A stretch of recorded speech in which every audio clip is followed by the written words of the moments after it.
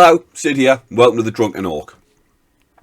Earlier this year, I went down to Stockport and visited Element Games for a bit of a meet-up and tournament with lots of other Ork players, hosted by the Pale Ork, Da Pale Ork, who came all the way from Australia to be there. It's fantastic to meet him in person because I've known him for a few years on Discord and what have you.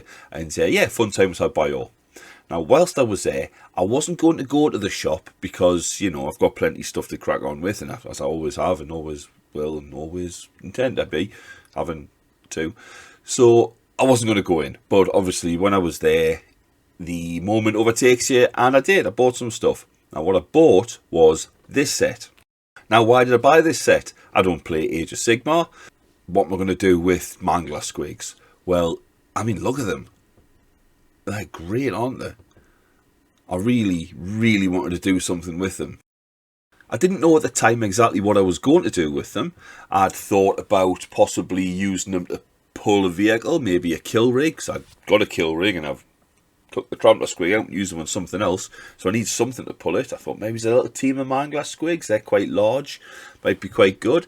When I saw them, I realised they were probably a little bit smaller than I'd hoped, if I'm being totally honest.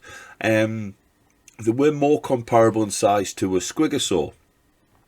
A little bit smaller than a Squigasaur, but I've never really had a problem with that because I always thought that a Beastboss on Squigasaur compared to Mozrog, in fact, actually I've got the model here. If that is Mozrog Scragbad, right, and this is his Squigasaur, the big Chomper or Chompy or whatever he's called, and he's the Great White Squig, then if he, this one, different one, is just a Beastboss on Squigasaur, his Squig's the same size. What's so great about the Great White Squig when he's the same size as a Squigasaur? I don't know. There's not, that's the thing. So if these are Mangler Squigs are a little bit smaller, that's fine.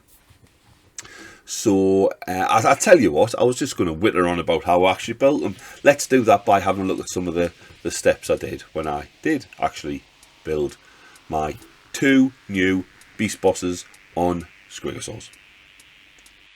So I started out picking up some pieces, just bits and bobs, from the Ork Tribe's Mournfang pack. Now, I say it's from the Mournfang pack. It could have just as easily been from the Stonehorn Rider or whatever else that thing to be built as. I don't know if there's much difference between the riders and those packs, really. I was only after the torsos and the legs. But since I was getting those from a bit sight, I thought I might as well pick up a few other odds and sods from that kit, because there's some nice pieces in it, like knives and belly plates. And I also picked up the saddles, but in the end I just got rid of those. I thought, I'm not going to bother with saddles.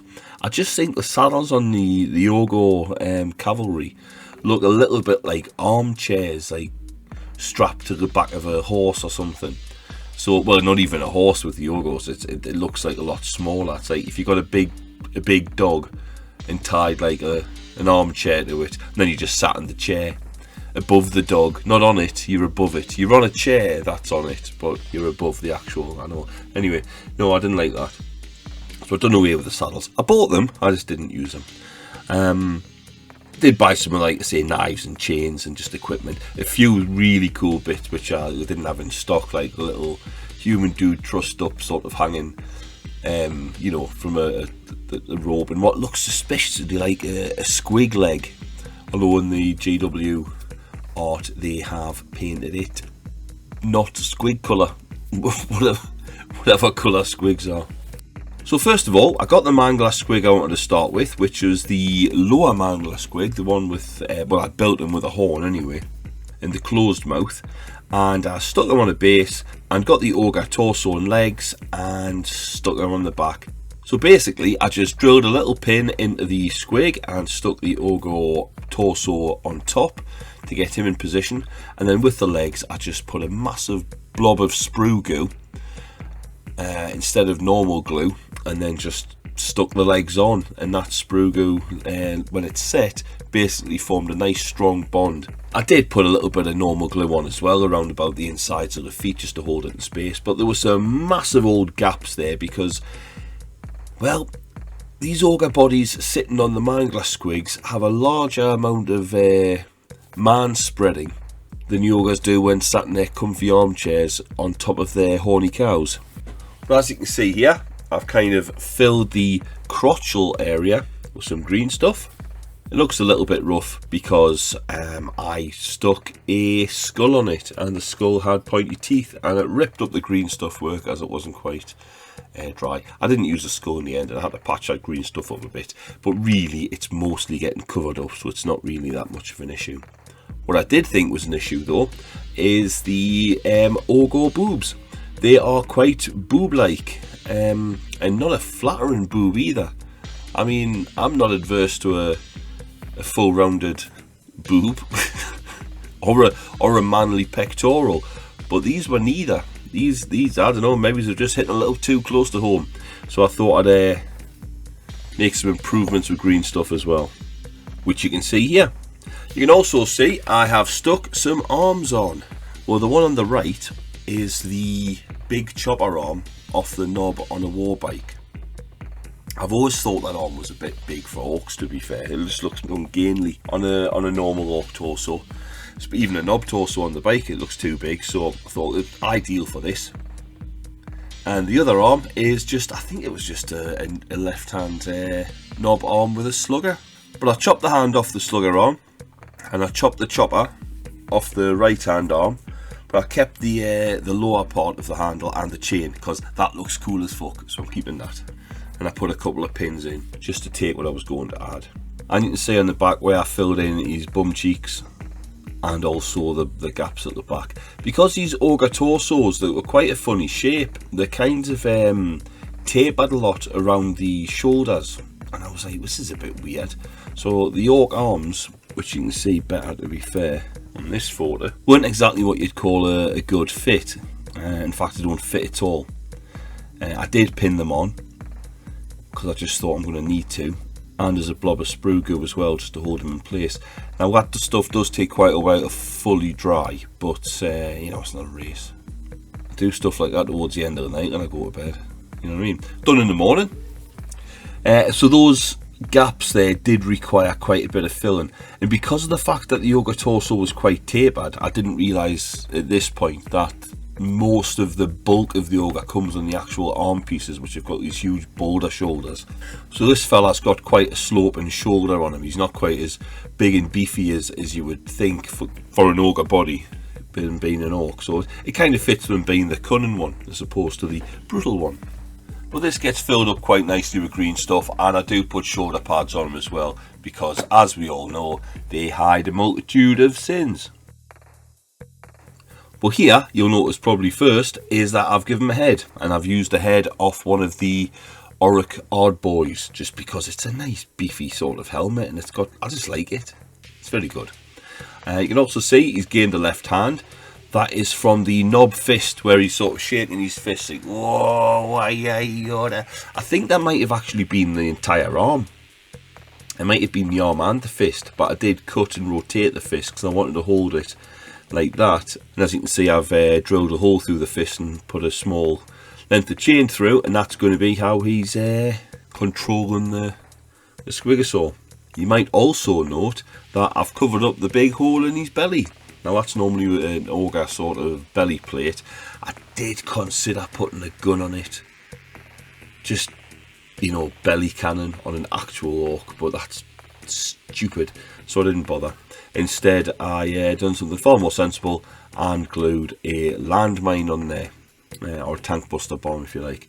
It's also got the handle off to the side, which acts like a bit of a belt loop. You see, this is cunning thinking. If you're worried about people punching you or stabbing you in the belly, just put a landmine there, and that way if they punch you, it'll blow up and it'll kill them. I'm sure you'll be fine. Now, to complete that look for the belt, I give him an actual belt, just sort of wrapped around his waist over the top of the landmine to hold it in place, and that is just a dental floss, like a dental floss tape. Now that idea was lifted shamelessly from 6+ Stevo, who I think I was lamenting the use of jewellery chain for something, because it always used to stand out a little bit too far, or I can't, or maybe it was plastic card straps or something, I can't remember exactly. And he said, oh, just try, I use dental floss. I said, what a fucking great idea. So I bought some, and I've had less toothache as well since, so that's fantastic. You can also see in the Squig's mouth, there was a bit as in like a horse's bit. It does come out quite far to the side. That adds extra leverage when you're steering by the mouth on something which is essentially all mouth. So you need that extra bit of help. And it also means the chains can sit at a better angle. It's just a bit of plastic tubing which literally threaded through the mouth, and there's a little pin coming out each end, so I stuck a little nut and bolt on it and just threaded the jewellery chain over the pin before gluing in place. Pretty simple really, looks alright though. And you can just about make out here as well that I've put his chopper end on as well. That was a piece taken from the Gore Grunter's big Ork riding massive armoured boar sort of kit. Yeah, it's just like a big spear chopper weapon. It's not glued in actually. I just popped it on, which I can do with a pin because I figured I still need to get it places, and that's quite an obstructive bit, so it's just there for a bit of a test fit. And you can also see some of the green stuff work out with your shoulder just to cover that, cover those gaps. And you know, I follow the musculature as best I can, and I sometimes think, you know, my sculpting skills are so at such a level that in a previous life I may have been Michelangelo, the not the sculptor, but the turtle with only 2 fat fingers on each hand, because I'm not very good at it really. But you know, you get by, and although that's not brilliant, I'm going to stick shoulder pads on it, so it doesn't matter. Now, I also wanted to give him a back banner, but instead of just having one back banner, I thought it would be nice to have 2. And I was rooting around for bits to use as a back banner, because the Ork back banners you get with the knobs are just a little bit too flimsy, to be fair, so I wasn't going to be having any of that. And I had a lot of spears left over from the Savage Ork Boar Boys. I'm going to stop saying Ork and Ogre, I hate it. It's Orks and bloody Ogres, Christ. Anyway, I had a lot of those spears left over, and they were a little bit short, so what I've done is I drilled up a hole through the bottom of the spears, and I took another piece of spear and drilled into that as well, so I could pin the 2 pieces together. You can also see the piece on the right has a hand on it, as the piece does normally. I was shaving off those hands, just basically just hacking away with some snips, and then going over it with a knife just to sort of smooth it out. And yeah, the 2 on the left with the spearheads on, yeah, they've had the hands shaved away in there, so it's not too bad. And when they're all pinned together, you end up with something that looks like the bottom 2. The one at the top is a standard unmodified spear. The 2 at the bottom are the ones that I cobbled together. Now you can see where the join is. Now the idea was to go over this with a tiny little bit of sprue glue just to sort of smooth it out. But I found that when I put them on the back of the dude, crossed over, and then went round with some more of that dental floss tape to increase his belt size and obviously have them tucked into the back of the belt, in all honesty, they were just too long. I didn't like them, and I ended up cutting the spear tips off to get them back down to a more reasonable size. I also wanted to stick some more odds and sods on the fella. For example, backup chopper, or rather the knife from the boys kit, on his hip. And this is a great example of where it's good to be able to take that main chopper off. It's not glued on, just stuck on with that pin, so take them off and I can get at it to put things on his belt, like the knife. Now he also needs a thump gun. Now the thing with a thump gun is they're quite hard to source, you know, unless you want to buy the whole kit. So what I've done here is I got a big shooter. I believe it is one off the battle wagon. It's got that quite distinctive sort of rail on the top, and I'm pretty sure that's only the battle wagon one. I stuck the drum magazine from a flash kit underneath. Also stuck a little bit of plastic card over the ammo in support on the gun, because obviously it's a drum mag now, not a belt. I also cut off the barrel and replaced that with a wider bit of plastic card just to give it a larger bore, so it's more like an automatic shotgun here. And because he wasn't going to be holding it, that handle and very crude trigger were just carved out of a piece of sprue. Found a bit of sprue that was big enough to accommodate them and literally just whittled it away, and then once I was happy with it, chopped it off at the bottom. I also drilled a little hole at the front and glued a bit of jewellery chain into the hole, so the chain isn't just lying on top, like glued directly to it or wrapped around the barrel. It's actually inside the barrel, so the first link that goes in looks more like half a link, and at the back you might just be able to make out there's a little bit of soldering wire sort of curved into a loop which holds the jewellery chain in place. It's not holding it in place, that's what the glue's for, but it's there anyway. It's all about illusion. Now these are little rings of plastic tube which I have cut. These were chosen because they fit just about round those spears I done for the back banners. And what I do is I cut a little section off, just a couple of mil thick, and then make a couple of little cuts, as you can see the one on the foremost left, just to take a little section out. It means you can sort of nip it a little bit tighter, and also it means you can slot them quite nicely around the poles, like this. Also, you want to leave all the little slots that you've cut out in line running down the back. That is because if you make a little flag like these, you can then glue those onto the pole and also in the slots, and those slots just give you a little bit more purchase on the flag. You're not just gluing a thin edge to something, well, let's face it, round. It holds it in place like a little clamp. It's not really tight, but if the more than you put on, the stronger it'll be. And also, these are the loops of the material that the flag's made from, which tie around the actual pole itself. I hope that makes sense. So for the flags themselves, I just took some 1/2 mil plastic card. As you can see here, I kind of sketched out the tattered flag sort of pattern with a black pen, and then just cut them out with a knife. Once I'd got them cut out, I like to hold them with a pair of tweezers, ideally like a needle nose tweezer, so you can just hold them by the very, you know, the flat edge which is going to be attached to the pole. And then I hold them over a candle, just a little tea light. It's actually a menthol one, you know, because I don't know if you can tell, but I'm loaded with cold at the minute. But yeah, you hold it over a candle, and then with the back end of a brush, just, you know, the handle end, just sort of, when it's starting to go, just hold it up with the brush, just allow it to flop over the brush, and that gives you sort of little sort of flutters and variations in the flag. It doesn't have to be all over the shop, just a little bit of movement, because a banner that is completely rigid like a board is no good. It doesn't look very good at all. If you can't do this, then by all means do a very flat banner, but if I were you, I would stick some armor plates on it and use it as an actual, like a boss plate as opposed to a flag. And there they are in place. And also I've stuck a couple of orc skulls on top of those pins. Those pins were a little bit over ambitious, they were a bit long, so I had to chop them down. And then a couple of orc skulls from the Citadel Skulls kit. It's also worth noting I put a few little, not so much stirrups, more footrests on there. There was a chain going around the Squigasaurs anyway, so I drilled a hole into there, stuck a pin in, put a bit of plastic rod on the pin, and then stuck a nut on the end. There was also a bit of jewellery chain wrapped around the base of the peg, on top of the chain that's on the Squigasaur, just to, you know, I don't know, just helps it blend into the chain a bit more.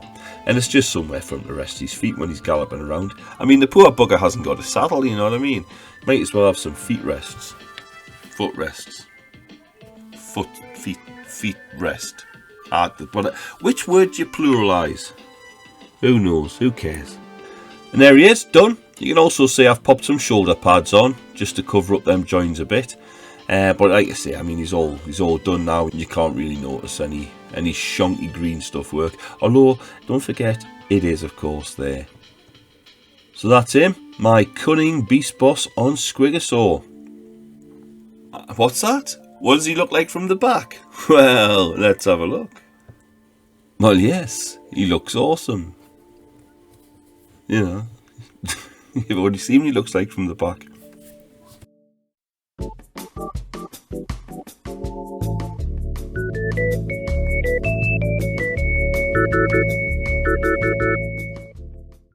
Yeah, we've got the second beast boss on Squigasaur at the start of the build process. I built the top Mangler squig, as in the one that's normally above the other one in the original model. I built them pretty much as, you know, the instructions dictate. I might have left off some of the additional chains and stuff because I did try it with the chains because I wanted to use them, but they just got in the way. I also added the Ork Waaagh, same process as the first one really. Pin the torso in place, you can just see the pin sticking through there, through his belly hole, and then attach the legs with some sprue goo. Green stuff's going to be needed to fill some gaps there later on. And because this Mangler squig is not attached to the base in the original model, he doesn't really have any flat surfaces to put on a base here, so I've mounted him on some rocks. I just got a couple of bits of chunky slate from my garden, give it a bit of a clean, and glued them in place with lots of other bits of gravel, and there's a little bit of filler in there as well, just to, well, fill up the gaps. I also had to cut the toes, or one of the toes, the big claw anyway, on the right foot of the squig, just to reposition it so the foot looked like it was actually on the rock as opposed to just touching the rock. He's got to look like he's scrabbling over the rock itself, so it's important to get that foot, which is on the rock, to be orientated correctly. It's also why I've done all three of these pieces at the same time, the rider, the squig and the rock, because to put the rider on, I've got to get him leaning correctly. So I needed to have the base built, so I knew exactly how the squig was going to be attached to the rocks. There's a pin up there so I can put him on like this. He's not attached in this pick, he's just sort of a test fit. But there's pins there to hold him in place. And once I know the angle of the squig, I can get the angle of the rider correct. If I just sat him on nice and straight, you know, shoulders back, then when the squig was at a slight angle coming over the rocks, then he would have been shooting off to a diagonal, and that's no good. He's got to be sort of, you know, leaning into the movement, if you like. So with this rider, I'm not using ork arms like I did with the last one. I'm going to use the actual ogre arms.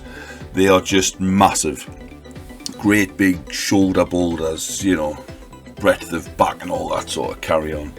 It's going to make this beast boss a lot more hench and muscular than the last one, but since the last one is the cunning boss, this is the brutal boss. That kind of fits the head cannon. God, I wish I had a head cannon. That fits my head cannon quite well. Now I don't want to be using the ogre hands. I'm using the arms, yes, but I don't want to use the hands. The ogres, generally the hands are holding all kinds of weird things like man traps and chicken legs and McFlurries and, you know, eating things type, you know, not what I wanted. But the knob hands from the Ork range fit pretty nicely. So he has two arms. The top one is a knob arm with a chopper. Now I want to use that hand. I don't want to use the chopper, so I've cut the head off. I've also cut the bottom off the chopper, and I'm going to remove that hand at the wrist from the rest of the arm. And the one below is actually a right hand, not the left, right hand from an Ork Waaagh. But again, I'm not going to be using any of that, but I do want the big spear chopper, so I'm cutting it off above and below the hand itself. And then with a couple of pins, I'll just pin all that together. There's a shot from the back once I've put that in place. Again, it's not glued in, it's just sitting on a pin at the wrist, just as a bit of a test fit. And you can also see I've used some green stuff to patch in some of the holes on the back of his pants. But you can already see, even with the one arm on, that's a much bigger back, a much bigger sort of upper half for this ork. And it's worth pointing out that Q10 cream there is just to keep me tool moist when I'm working with green stuff. Now here we've got the top off a Ork Boys banner. It's a helmet. I think it's a helmet. Is it meant to be a helmet or just a actual banner totem? I don't really know, but I've always thought I'm going to use that as a head on something because it's particularly large and them horns are ridiculous.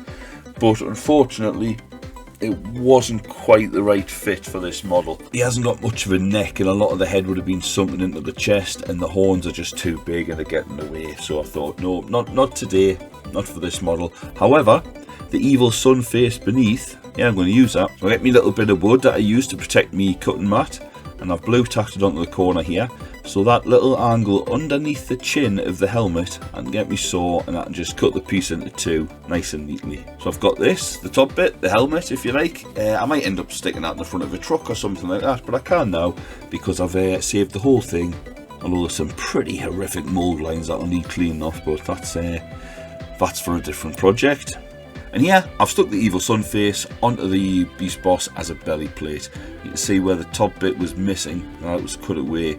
I've just resculpted that best I can with some green stuff, and also tried to work on them boobies a little bit. Now for the right arm, it was an ogre arm, sort of winging out a man trap on a length of chain. Now I don't want it to be throwing anything, so I cut the hand away, including the big length of chain that had left the hand, but I left on the bit of chain that was running up to the hand from the wrist, and I've given a chopper a big sort of double bladed axe from the Grunter kit, and I angled the wrist so that the length of chain that left on meets the bottom of the chopper, and that way he's got this big brutal looking axe, and it looks like he can hit people with it and even throw it, and if he throws it you'll be able to pull it back again, which is pretty cool. Now for the head, I picked one of the Flashgit's heads because he looked suitably grizzled and he had his mouth open, so I was able to feed a bit of chain into the mouth and glue it just behind the jaw, leaving the little recess at the back of his skull free to stick back on that neck stump. And he's going to be holding the reins for the Squigasaur in his mouth because he's got a chopper in each hand, you see. That's pretty brutal. So here we are, the head's glued in place. You can also see I've given him a little Mohican. That is a resin Mohican cut from the head of a Cromlech orc head. I've also got the weapons in place. They're not glued, but as they are pinned, I can sort of stick them on, do a little test fit, and then take them off again to allow us access to the rest of the model. Now we needed a thump gun, and as before, I still haven't got a thump gun. So I thought I'll just give him a shotgun. I got a pack of shotguns from Spellcrow. I cut the handle off it because it was very small and almost circular, and I replaced it with a nice little plastic handle which is basically just cut from one of the Savage Ork bows. I realised that those bows, each end of it, if you cut the very tips off, give you quite a nice little handle shape. And I've got 30 bows, so that's like 60 handles right there, so that's not bad at all. I also cut the barrel away from the shotgun because it was just too wee, and I've replaced it with a bit of plastic tube that's got a slightly larger bore. I also tied it to his belt with a bit of chain. You can just see there the chain coming up from the top of the shotgun to his belt, and that's a bit of chain taken from the little crotchal ornament on a killer can. There's one of them that's got 3 chains with skulls hanging off, and I just snipped a bit of chain off one of those. So that's his thump gun taken care of. I also stuck a resin piece on there which is going to have a boss pole mounted to it. It's actually a front off a big sort of, I don't know if it's a V8 engine or some massive sort of Zinj Industry engine piece, and that was the front of it, which I had never used. So I stuck that on. It's over one of the straps that goes around the circumference of the squig, and I'll put some green stuff on as well to sort of tidy that up. But that's just, like I say, that's good about his boss pole. Now I was going to give him a knife like I did with the last one, but because he's brutal I thought, no knife for you, you're just going to get another chopper. So he's got another axe, a little bit of that dental floss tape right around the shaft just to show where it attaches to his belt. Now you can see here the chain in his mouth that hangs down to control the squig. Because the squig has got quite a lot of detail in that mouth, a nice tongue, some lovely teeth, I didn't want to put a bit in it the same way that I did with the last one. So instead of that, I just ran the chain down to the sides of the squig's mouth, and then with a little bit of soldering wire, it's a little bit thicker, I was able to still thread it through the links of the jewellery chain, and then bending it round the tip of some needle nose pliers, make a nice little ring which just clipped over the side of the mouth, and a little drop of super glue keeps it in place. And I've done the same on the other side. You can also see here he's got some little footrests, which same as before, drilled a little hole underneath of the rider, stuck a pin, plastic tube, and I just need to put something on the end to finish them off. Now this is really just to show the absolute breadth of the back there. These really are big ogre toes. I might even look into using some of the Yogo bodies for like mega nubs or something, maybe armour them up. It could be good bases. And there's a bit of green stuff work just on the back, just under that boss pull. Also sculpted the strap up as well, just emphasise where that will. There's a little disc of plastic tube as well on top on the pin, just to add a little bit more detail onto that big flat surface on the. That's pretty much. There is a boss pull to do, and I'll give you a good look at that when it comes to showing and painting. Yeah, I'm pretty pleased how he came out. He does look very brutal, if I do say so myself, which kind of fits in. My little bit of lore for this is that Jules here and his brother, for want of another word, Vinny, the first beast boss and Squigasaur, basically both spawned from the same fungal sac. I don't know if I'm using exactly the right terminology here. But yeah, when the orcs are sort of like, you know, gestating underground and what have you, they basically, let's call it double yoga. So they popped out, and Jules here took most of the nutrients, and hence is a big boisterous one, and Vinny didn't. He was all the shit that was left over, as it were, and he's got to rely a little bit more on his wits. He's very cunning, although to be fair, he's also still massive. So the reason I've called him Jules and Vinny is basically from the characters Julius and Vincent from the 1980s film Twins, which was Arnold Schwarzenegger and Danny DeVito, because obviously they don't look like twins. Oh, much hilarity ensued. It is a good film actually, but yeah, this is basically my take on that in orc form. Although Vincent and Julius did have redeeming qualities, these two fellas not so much. They're both absolute bastards. But at this point, they're bastards made of grey plastic only. So let's see if we can do something about that. So here's Vinny all painted up. As you can see, I've went for the blue on the squigs, as I always do. The mount and the little hunting squig. And it's a usual sort of, you know, reds and blues picked out over mostly dark browns and blacks for the actual clothing, which seems to fit in with the rest of the war. I'm quite pleased how it came out. I've stuck a few mushrooms on the base as well. These were just clipped off other squig models, to be fair, I didn't need. And yeah, his banner's painted up. He's got the double banner, so I went for the charging squig, a bit like that fella himself. And on the other side of that one, we've just got the horned orc skull, and there we've got like an Evil Sun style banner, but he's not Evil Sun, it's just the grinning sun. Used to see a lot with orc stuff. And on the other side of that is what's left of the yours your beast. So yeah, happy. Now size wise, oh there he is. There is Mozrog. So you can see there's not a great deal in it. Just hold this with one hand, which obviously I can. There we go. They're round about the same sort of size. He's obviously a bit bigger, but then again, that squig's meant to be a bit bigger. He is the great white squig, although he's the great pale blue squig. That's why I left him a lighter and done those a darker shade of blue. Honest. But yeah, I think that's the right sort of size. On the same basis and that. Footprint wise, I think there's no problems using him as a beast boss on Squigasaur. I've also, of course,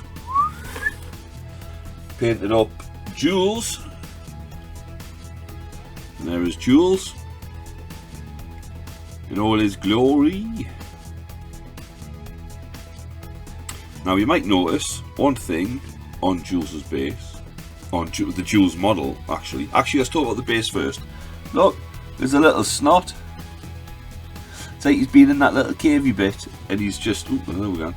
And he's just fleeing for his life, cause well, you can see why he's fleeing for his life, because of, you know, that big mouth.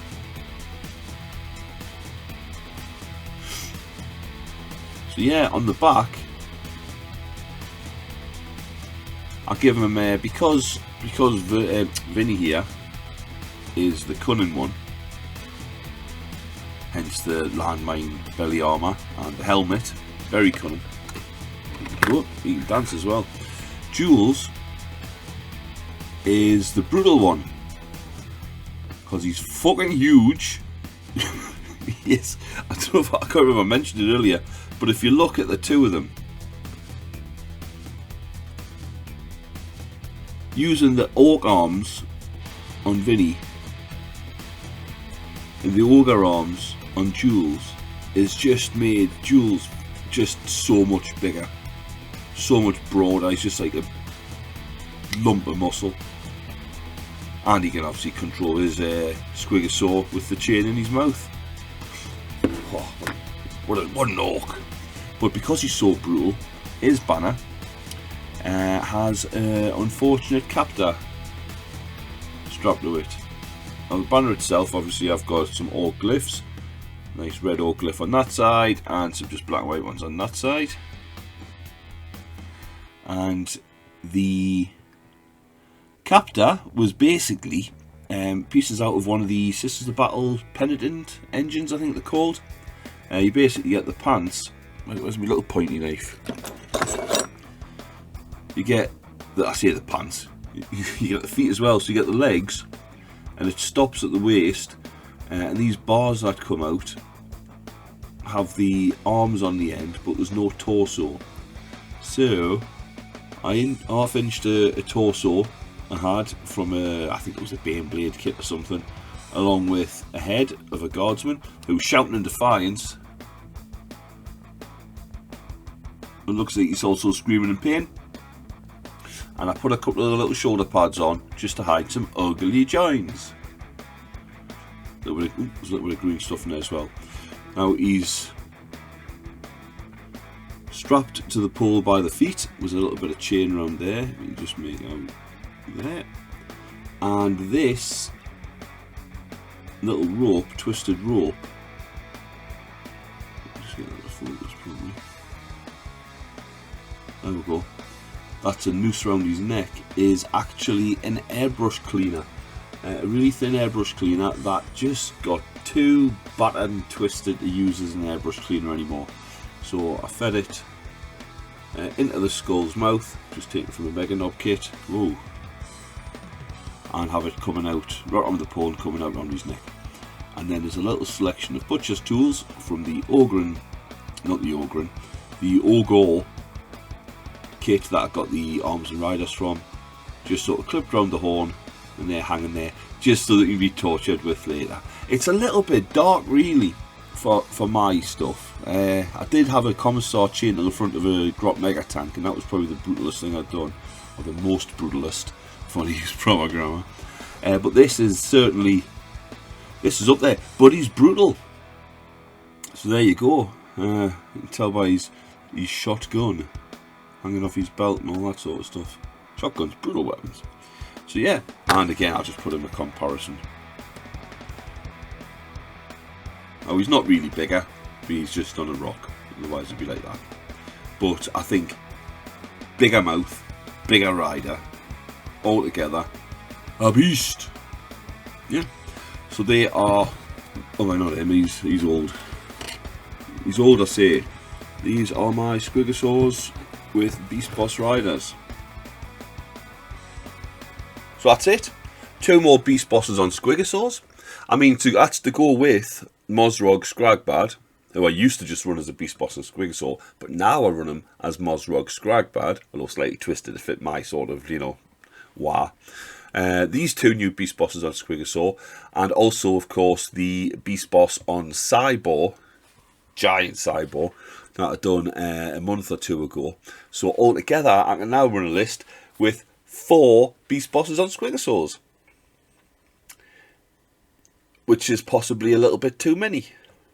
Don't know if it's any good, but it's fluffy. In fact, coming up, I'm going to do some army build vids where I'm just going to show off a probably 2,000 points, but it might be 1,000 or 1,500 themed army list.